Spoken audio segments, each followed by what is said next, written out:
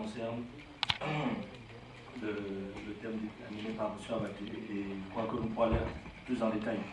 Je voulais souligner ici que pour le cas du Cameroun, le Cameroun a fondé sa force pendant des années, de 1960 à 1990, c'est-à-dire la Coupe du Monde, sur l'organisation de ce qu'on appelait les Jeux au sucre, Jeux universitaires et scolaires. C'était dans cette organisation-là qu'on a détecté la plupart des éléments qui ont fait la force du Cameroun.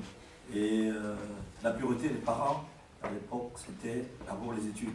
Et c'est dans ce vivier, dans cet environnement-là, que tous nos joueurs, Bega, etc., Mila et autres, ont évolué au Cameroun, et personne n'avait envie de partir parce que chez nous, jouer au football, c'était pour les cancres.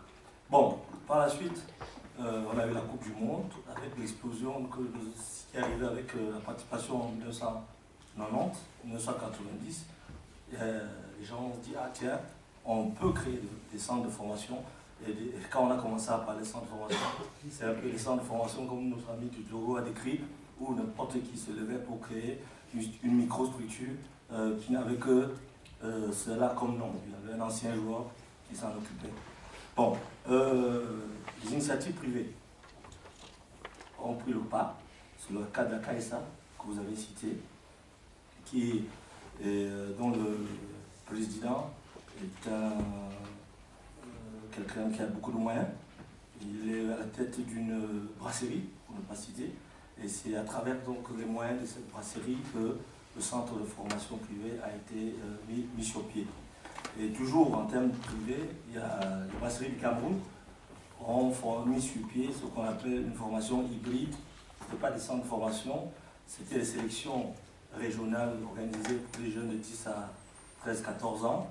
Et les meilleurs avaient une formation entre guillemets continue pendant 2 ans, dont le plus illustre formé fut Rigobert Song, qui a été le joueur de la première génération. Avec tout ce qui se passe et toutes les dérives qui ont été constatées par le Cameroun, et ce que le football a apporté au Cameroun, l'État, en plus haut lieu, a décidé de réfléchir sur un moyen de s'impliquer. Et dernièrement, il y a 1 an, il y a eu ce qu'on appelait le forum sur le football camerounais et les états généraux du sport. Et là, une batterie de mesures ont été préconisées. Et je pense que dans les prochains jours au Cameroun, il y aura ce qu'on appelle une école supérieure de football.